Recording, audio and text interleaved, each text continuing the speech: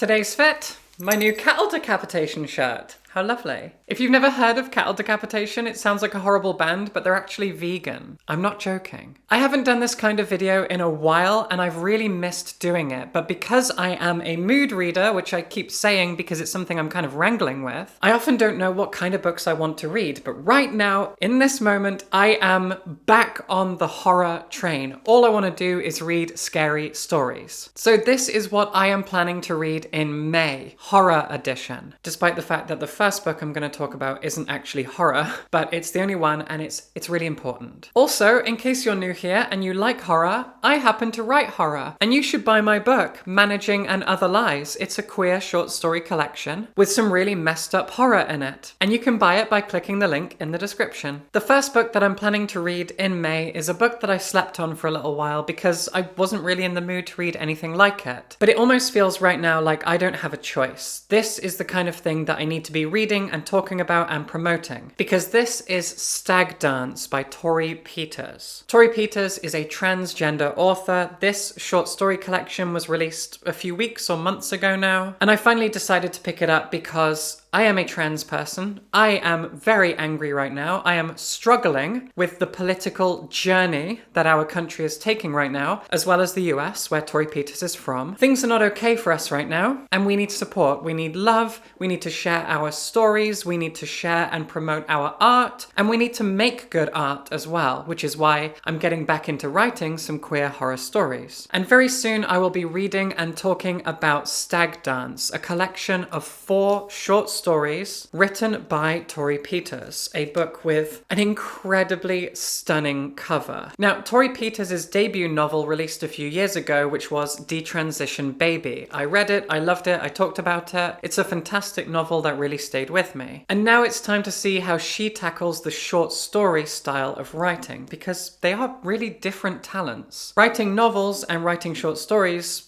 it's really different. It's a totally different discipline. And over time, I've realized that I prefer writing short stories and poetry over writing longer novels. So I'm interested to see how well she does writing short stories. Either way, I'm going to be talking about it, and I'm going to be screaming about trans rights and making and reading and enjoying good trans art. A brand new book that I didn't receive a review copy of, and I am annoyed about it, but then I was in Edinburgh and I went to Topping & Co., which is a really beautiful bookshop that I go to whenever I'm in Edinburgh, and I saw it and I picked it up, so I got it, and the reason it's covered in plastic is because Topping & Co. do that with their hardcovers. I don't know why, but it's really nice. I might have to take it off because it doesn't work very well in videos, but anyway, it's a nice touch. And the book, after that 5,000 word sentence, is Vanishing Wild by my favorite Japanese author, Sayaka Murata. Sayaka Murata's novel, Convenience Store Woman, is one of my favorite novels of all time. It is in my top 5, and I love it to pieces. I also loved her short story collection, Life Ceremony, and I particularly enjoyed her very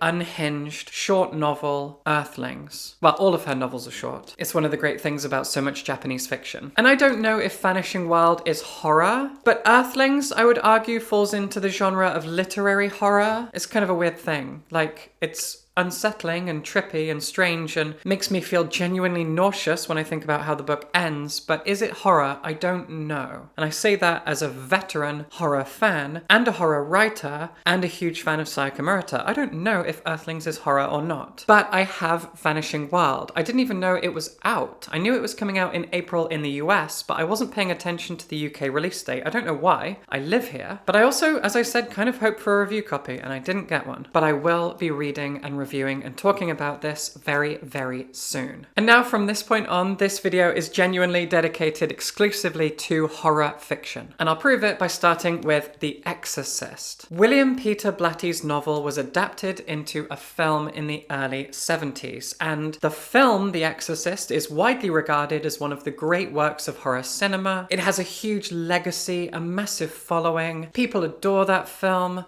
The impact that it had on the whole horror genre cannot be overstated, and I've seen it once and I really liked it. It has held up surprisingly well. It relies on shock value, but in a really fun way. And I've never read the original novel, so I picked up a copy and I'm really excited to. I also know that William Peter Blatty was a Hollywood writer first, and then he decided to write this novel when he was in like his 40s or 50s. And a fun fact about him is that he directed the third Exorcist film, which apparently is really good. The second one's terrible, and then the author of the novel that inspired the first film came in to write and direct the third film. That's kind of crazy. Now, I don't know if the book and the film are similar, but I'm about to find out. I'll be doing a video about this very soon. I'm so happy to finally be reading The Exorcist. If you've read it, let me know. A book that I did receive a review copy of and just ignored it, I'm so sorry, because I wasn't in a horror mood at the time, is Witchcraft for Wayward Girls by Grady Hendrix, one of my favourite American horror authors. And as I picked this up, this little postcard fell out of it. Isn't that cute? Night of the Witches. That is amazing. I'm really glad to have a review copy of this, but honestly, if I love it as much as I think I will, I'm sure I'm going to go out and buy the hardcover as well. I do that sometimes. I can't resist. Grady Hendrix has been on an upward trajectory as far as I'm concerned. Each of his books, in my opinion, is better than the last. And his latest book before this one, which came out about 2 years ago, was How to Sell a Haunted House, which is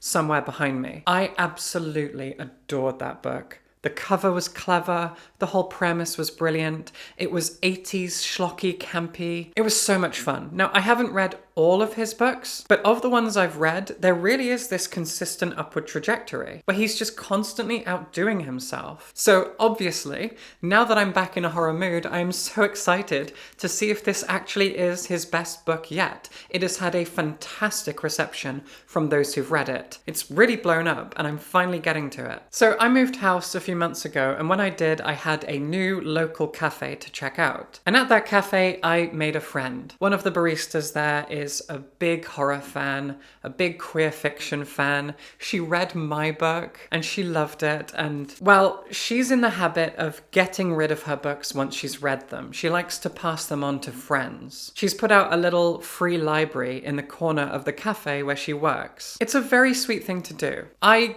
often can't get rid of my books. And if I do, I take them to charity shops or try to sell them. But she just gives them to friends, and that's really sweet. And she gave me this. A book that I had my eye on for a while. I kept seeing it in bookshops. Again, people are loving this book. And she handed it to me and she said, here you go, enjoy. And I'm finally ready to read it. I'm finally in the right mood, so I'm going to read The Lamb by Lucy Rose. This is a brand new sort of literary folk horror story, and it must be a big deal because I've picked up a few other new books recently, and Lucy Rose's name is on those books. She is blurbing other books just as this has come out. So the publisher must have known that this is something special. And a lot of people have been reading it and talking about it. The buzz around this thing is huge, and I almost didn't read it.